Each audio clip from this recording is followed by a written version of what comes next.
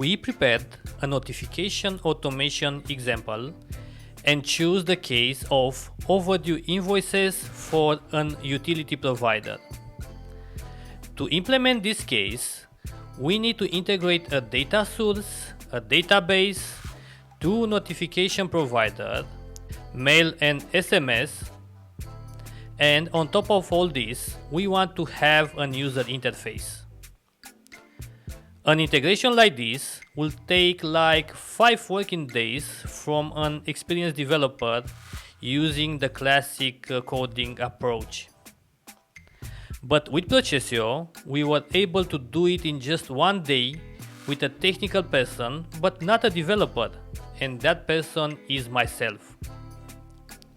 We will import the data from an Excel file that has generic invoicing information, check if there are overdue invoices, and move all the information to a database, in this case a table.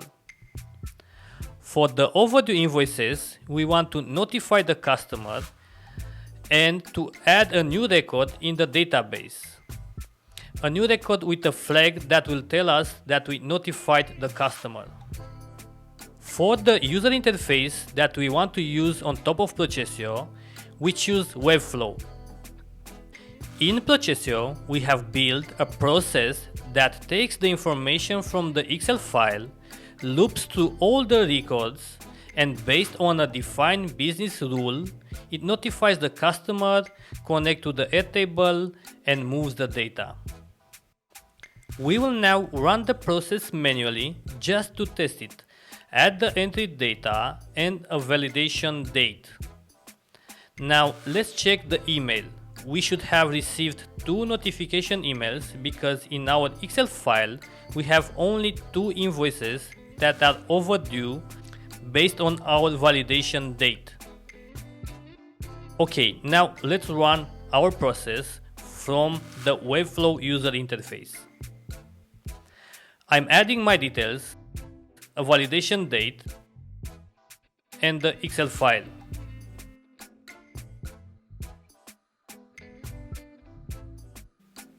Let's check our email and SMS notification.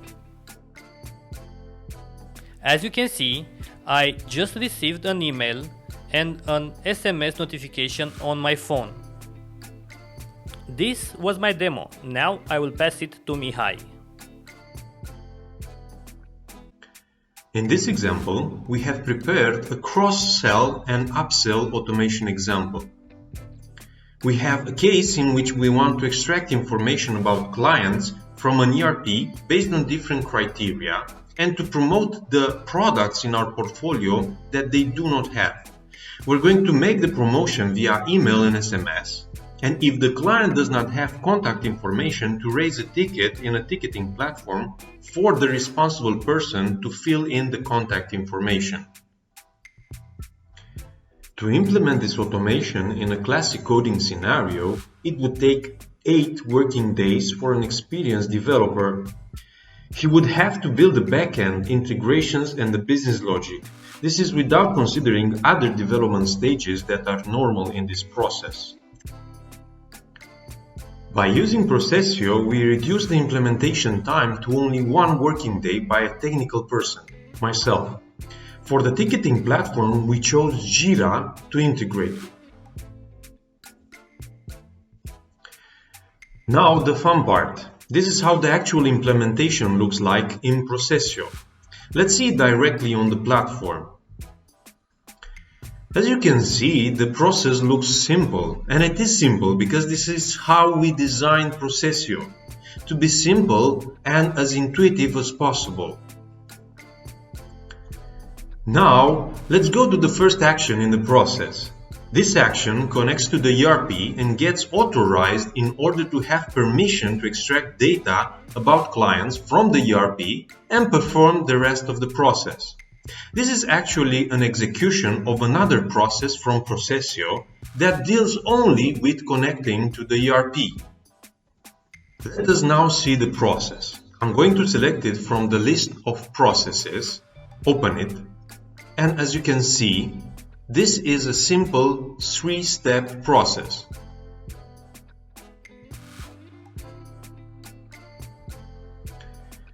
Going back, the next step is to actually extract information about clients from the ERP using different criteria such as name, look only for companies, have active power contracts, active gas contracts, have overdue invoices less than or overdue invoices greater than.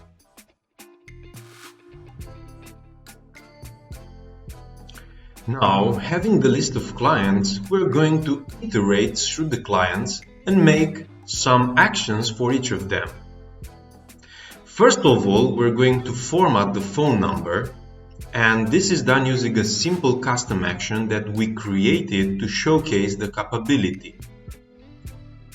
From here, you can use existing custom actions or create new ones. Next, we're going to make some business decisions depending on the goal of the process. If the client has mobile number, it will send an SMS. And if the client has an email address, it will send an email to the client. And if the client does not have contact information, it will create a Jira ticket and send a notification to the responsible person. After the ticket has been created, an email notification is going to be sent containing the ticket web address to the email address configured in the workflow.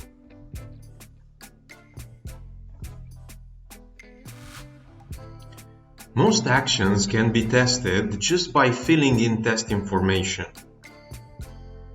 Here is an example of testing the email.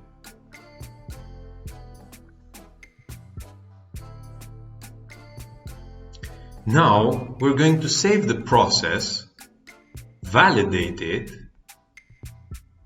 and run the process.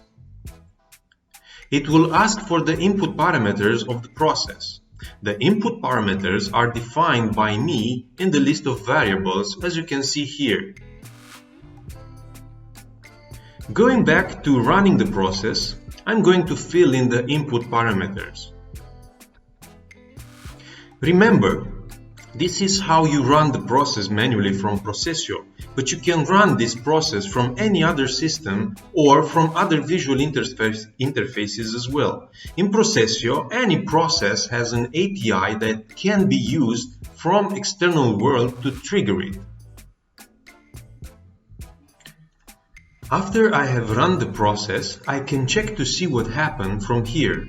Also, at any time, I can go to the list of processes and see what happened on all executions of the process, which we call instances. As you can see, our process is running. Now, let's go to the ticketing platform where we have prepared a special board for this demo. Refreshing the page should show the newly created ticket by the PROCESIO workflow that we just executed. In our example, the ticket contains information about the client without contact details and the search term used to filter clients. Also, we should receive an email notification containing information about the ticket created and a web link to the actual ticket. As you can see, it is all in place.